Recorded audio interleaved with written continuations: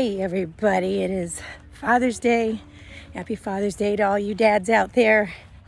I snuck out for a little walk in the morning. I've been walking for a while, so I'm a little out of breath. But my shoes are getting all wet because they watered this field. That's all right. I prefer to be alone if possible, instead of up on the track over there with a million people. There's so much clover here. And it smells so good. It just smells so good, like a flower store or something. I'm looking. There was a man who was running around here, and I kind of want to, there he is. I want to stay out of his way. I was thinking about some things to talk to you about, and I was thinking about my past history and how every time I've gained weight in my life, I'm 53 now, so it's been a lot of times. It's an airplane, low-flying airplane. Every time I've gained weight in my life, I realized I was eating like somebody other than myself. And I am not blaming other people by any means. I went into it. It was all my doing and my choice, trust me. But I'll give you some examples, And I think that, what coming around right now where I'm at, I'm coming around again to what I feel like I need to do for myself, and I'm returning to eating the way that I want to, that for myself, that I feel I need to for myself, regardless of what's going on around me. And it's probably taken a good 30 years to get to this point. But before I was married, I used to eat 2 meals a day, and they were large meals. It's just how my life was at the time. It seemed to work for me. And then I got married, and I'm not blaming my hubby at all. Goodness, he's just being normal. He's being him, but he ate 3 meals a day.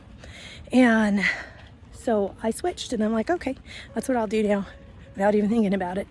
I put on a lot of weight, plus snacks. I'm a petite person, and there's only so much I should be eating. And so that was one time.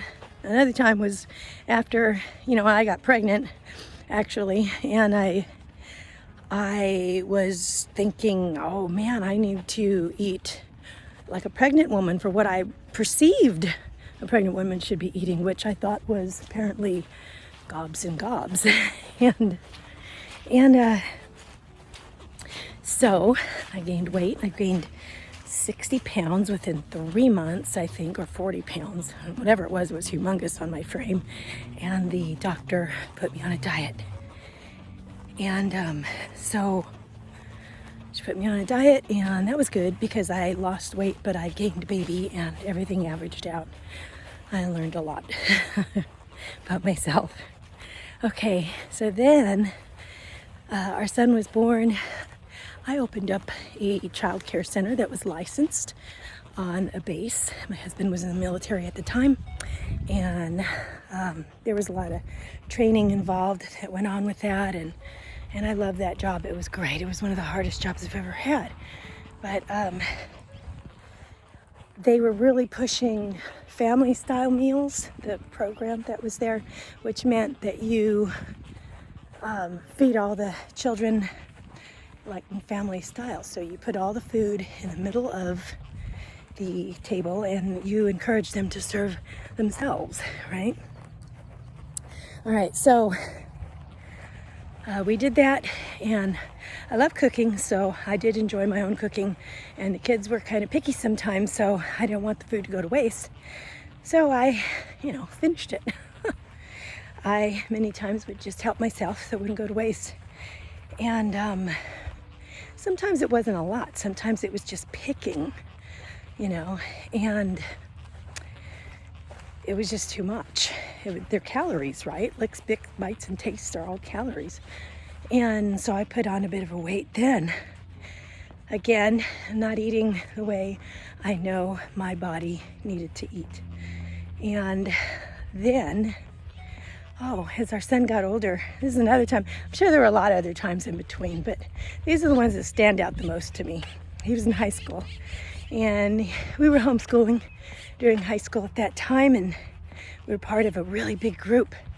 And we were in a position of leadership, so we were at all of the events most of the time, and there were tons of potlucks and tons of parties and tons of get-togethers and functions, and so much processed food and so much good home-cooked food.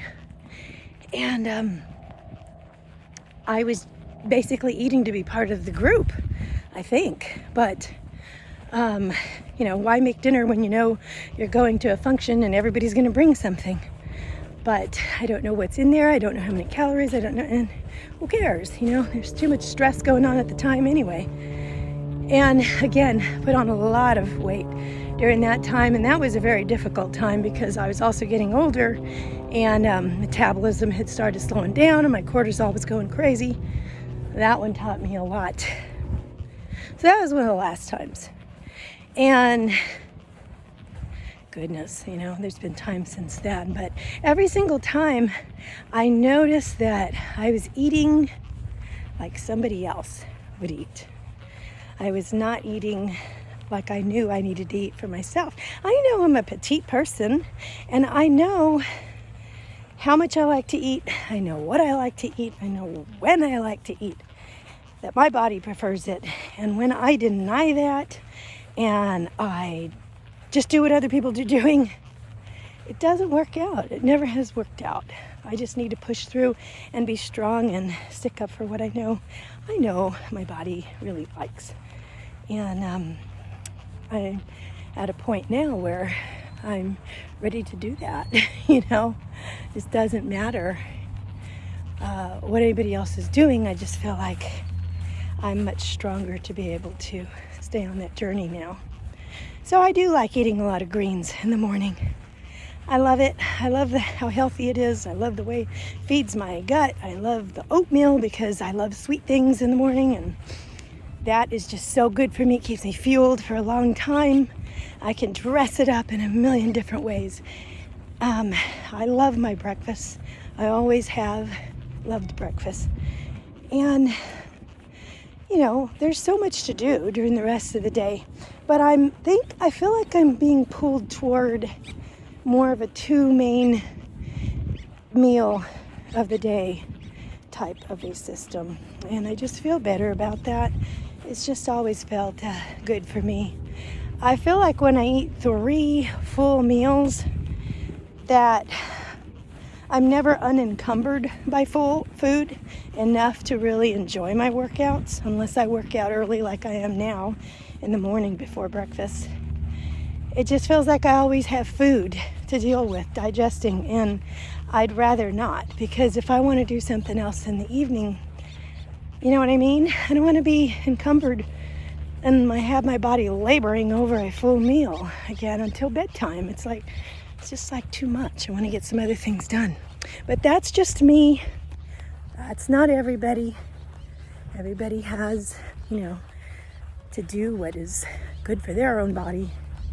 And sometimes I'm still going to have events and functions that I'm going to eat at, but I'm learning to eat a little less at those than I have in the past. And not do what others' expectations maybe, or trying to fit in somehow. And I think sometimes we do that with food. And maybe it was easier for me. I don't know where that came from really, but part wanting and part maybe conditioning. Growing up, my parents, they have always shown love with food. It's been one of the few ways they could, most of the time. And in our culture, we've always celebrated that way as well. And so turning down food has been a big no-no. Growing up, it was very insulting to go to someone's house, and if they offered you something, to say, no, I don't want it, especially if they made it, just for the event. And so one day, I went to a friend's house for dinner.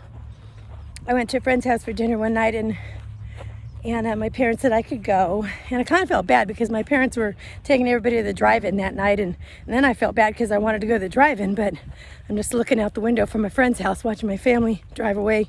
And I was like, oh, that was a mistake. But anyway, I didn't want to hurt my friend's feelings. So I said yes. And she said they were having spaghetti that night for dinner. So they had spaghetti that night. And I like spaghetti, okay. It was fine. But her mom kept offering me more spaghetti and meat sauce, and I didn't want to say no. I was afraid to say no because I thought, oh, I'm at this people's house. I'm going to insult them if I say no. So every time she said, do you want more? I said, yes. I said, yes, I do. And she seemed very impressed that I was eating so much and her daughters were not, and so that was fine. Then she asked me if I wanted more lima beans. Well, I said, yes. I think I had like 3 or 4 servings of lima beans and like 3 bowls of spaghetti and meat sauce. And I went home that night. All I remember is I lost everything by the side of my bed, and there was a massive cleanup in the morning.